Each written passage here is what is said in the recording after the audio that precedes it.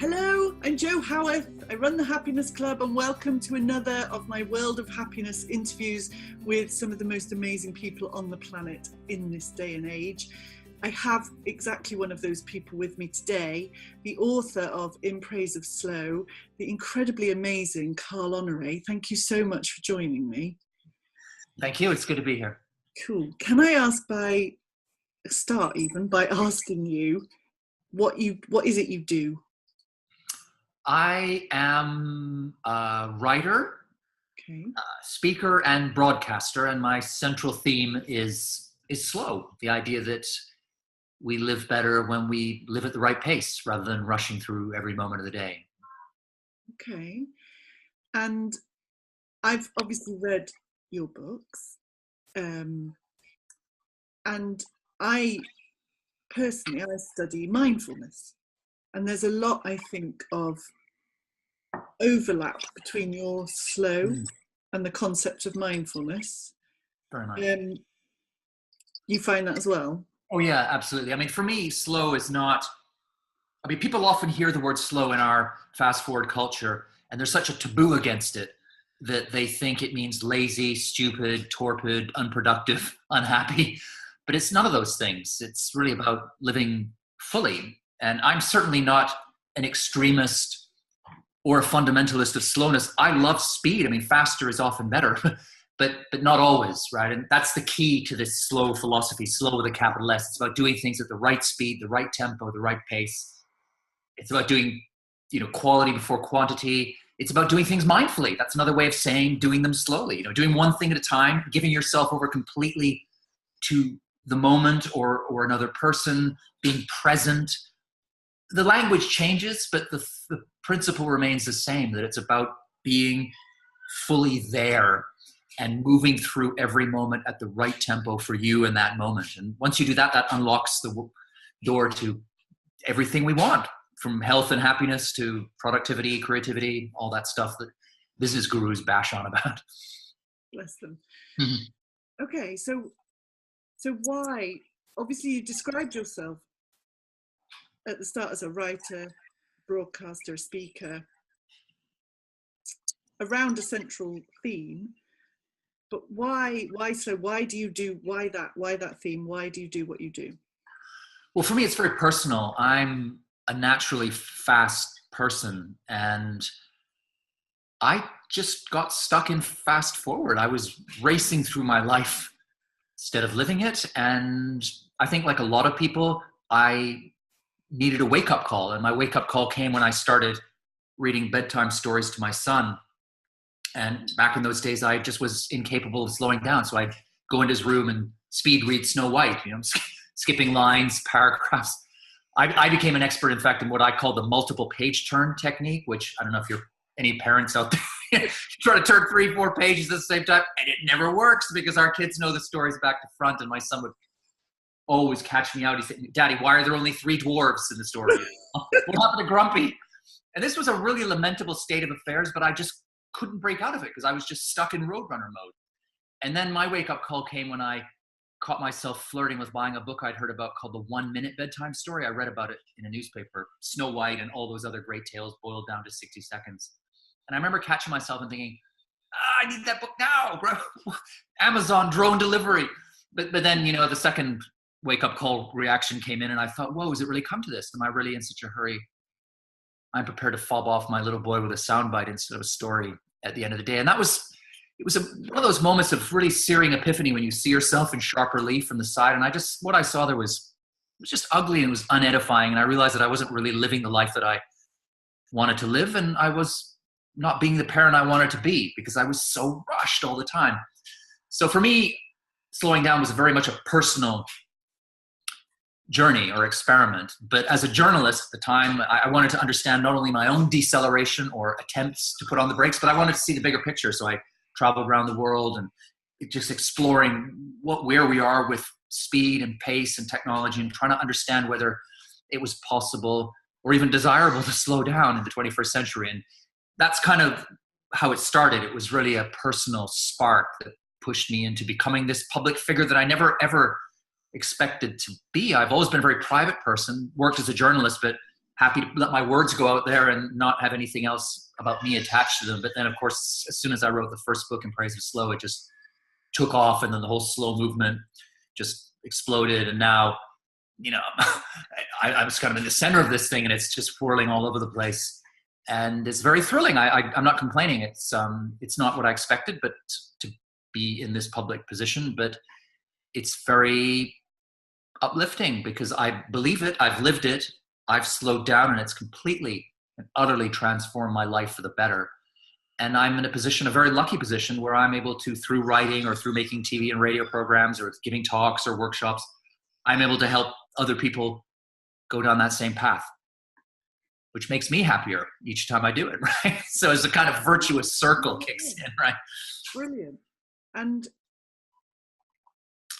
I've said to a few of the other people that I've interviewed, you know, because I think quite a lot of people get similar epiphany moments, revelationary moments where they realize, oh, hang on, this isn't who I wanted to be, or this isn't how I wanted to be. But not many people take that a step further.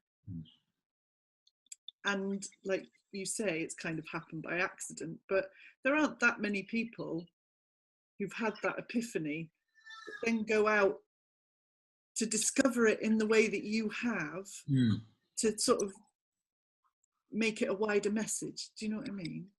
Yeah, I mean, not everybody can parlay a personal epiphany into a global cultural movement. I mean, it's just it's not realistic. But what is realistic is that we can all use an epiphany or a wake-up call as a turning point or a lever to start doing things differently. And I do feel that more and more people are doing that. If you just glance around the world, especially the younger generation, are coming up with a very different way of thinking about how to work, social responsibility. You know, things are changing. The tectonic plates are moving below the surface, and it's making it easier and more permissible to slow down. And again, I'm coming back to my definition of slow, which is not every day spent swinging in a hammock, which can be wonderful on vacation, but it's probably not very suitable or even that desirable for most people all the time. We want to write the right balance between striving and stretching and also relaxing and chilling and just moving through, coming back to that word you used at the beginning, mindfully being present and living each moment fully. And I just feel like the culture is moving more and more in that direction, whether it's in the workplace, in schools, in social clubs, in people's just private lives. That is becoming more and more an option and less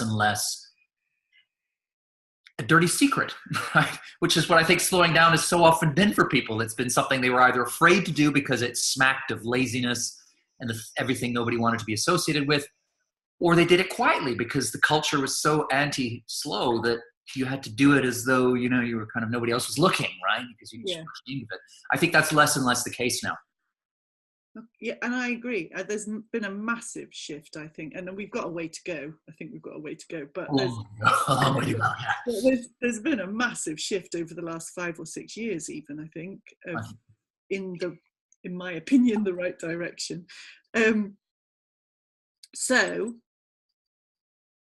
what gives you the biggest buzz in life and in your work? So they might be the same thing, they might be two different things, but what do you get a buzz from? Well, I love language, and I love words, and I love the way they look side by side on the page. I love the way they sound when they're spoken aloud, and I love the way language, if deployed judiciously, wisely, beautifully, can change the way we see the world and can inspire and spark people to alter their behavior, do things differently.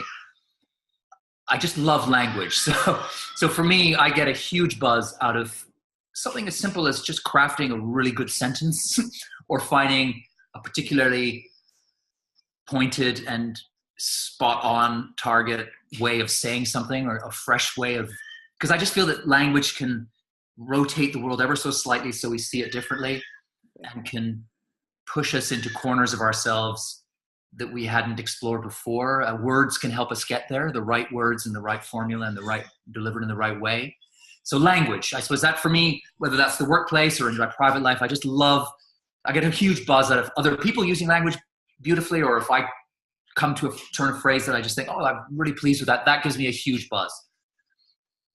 As an addendum, the other thing that gives me a huge buzz is something that I think is a very human experience, which is just simply being able to help other people. And I was a journalist before doing what I do now, and I went into journalism really to save the world. I wanted to write about injustice and poverty and so on in the developing world, so that would all change. And although I no longer work as that type of journalist now, the same North Star, the same engine is driving me. It's that feeling of wanting to make the world a better place than I found it. So anytime I feel like I'm doing that, however small the step is, it might be a baby step, it might be just changing someone's view of themselves, or knowing that that family is going to do something but differently, or this company is going to approach their staff in a new way. Every time I have a hand in making the world move in a better, and I'm going to say slower direction, then that gives me a huge buzz as well. So those would be my two buzz factors. I love that, but that goes back to what I said about not everybody that's had the epiphany would take it the step further. But obviously your driver is to save the world. I love that you said yes. Every time I say that, I feel a little bit, I mean, it sounds a bit cheesy and maybe a bit overblown, but it is that. It is simply that. I just feel like, I'm not going to save the world, but I want to try. I suppose I want to make an effort to save it. And I certainly want to feel that my having passed through the world has made it a little bit better than it was had I not passed through it in the first place. That's really what I am aspiring to. Well, and if I feel that's happening, then that gives me a real kick. And that's what makes me happy, I think. That's where I have my happiness. A lot of happiness comes from. Of course, there's all the happiness that comes from strong relationships and the people that matter to me. And that maybe is a separate part of the discussion. But you're undoubtedly doing that. You are, the work that you've done so far has contributed to the world massively. I feel, I mean, I'm not, you've used the word massively. Certainly I would agree that it's contributed to the world. I mean, I feel that it has made a real difference to many people. And even now, well, why would I even say even now? I mean, just now, I every time I open up my computer and look at email, there'll be an email from somebody somewhere in the world saying, thank you, this is reading this or watching you, or that's just made me rethink this. And now we're doing this in my family or my community or my company. And it is an extraordinary feeling to think that you've had that effect on that many people. It's quite a remarkable, I'll just say it. It's an achievement, right? It's a remarkable achievement. And I sometimes I'm just amazed by it and slightly sort of blown away that it is. But, I think a lot of it's timing. I came along with the right message at the right time. And I don't know, who knows why I ended up where I am, but I'm happy to be where I am. Good. Good. I'm glad you are.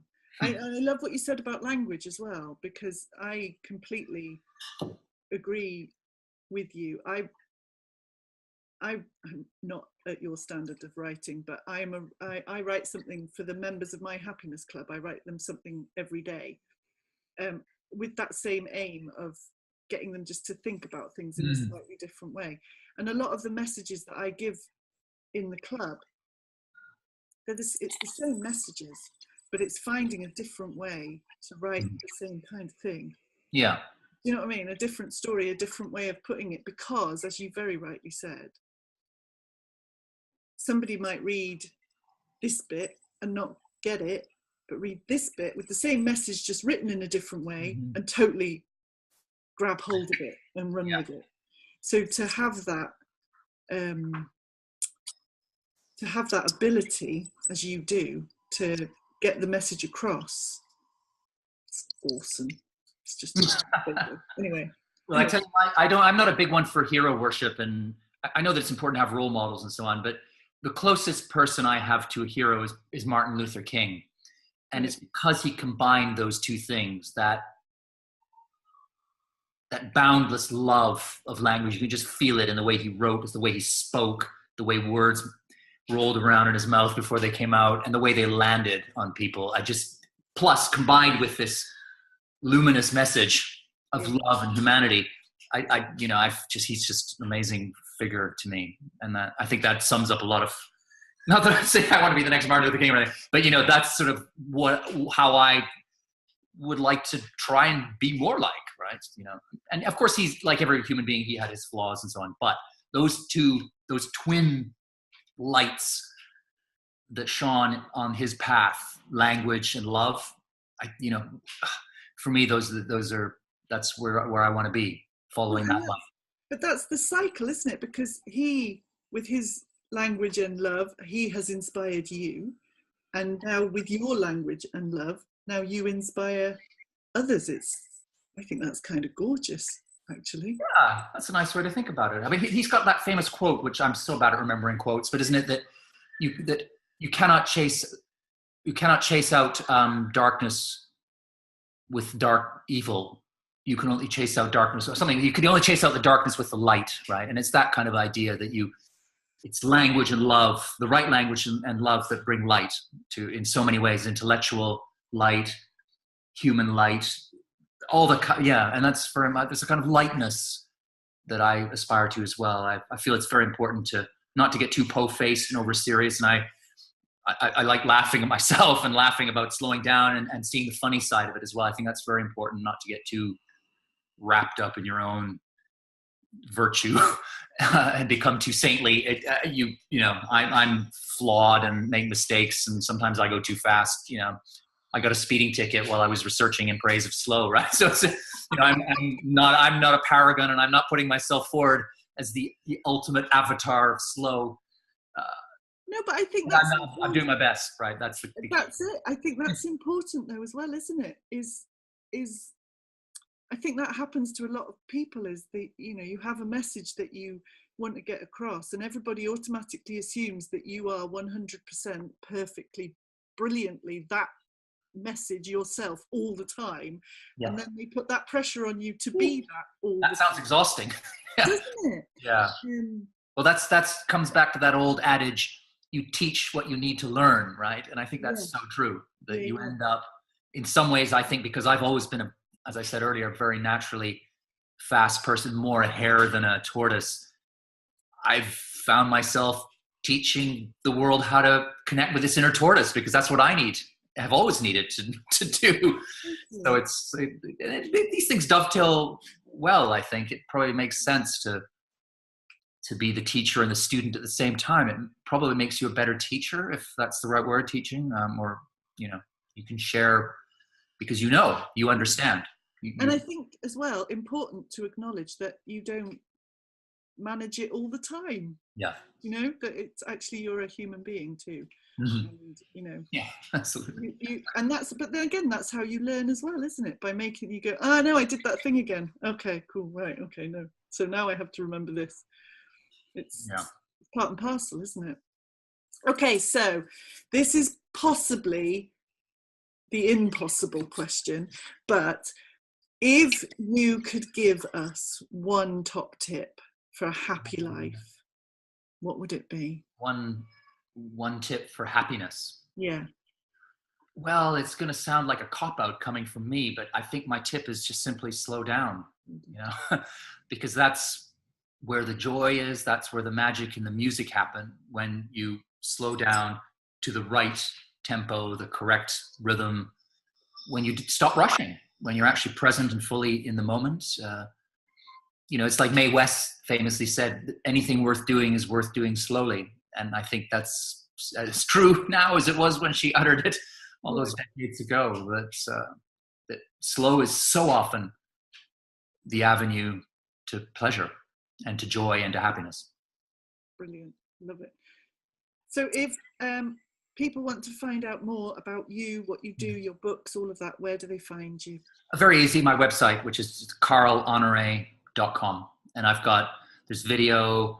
You can read about all these things. I've got a new online course you can sign up for.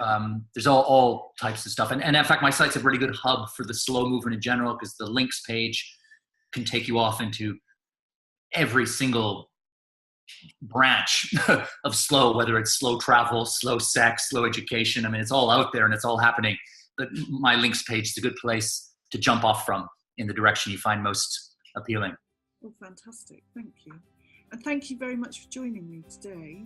Thanks. I've enjoyed it. For giving me your time to get your message even further across. And I will see you all again in my next interview in the world of happiness. Bye for now.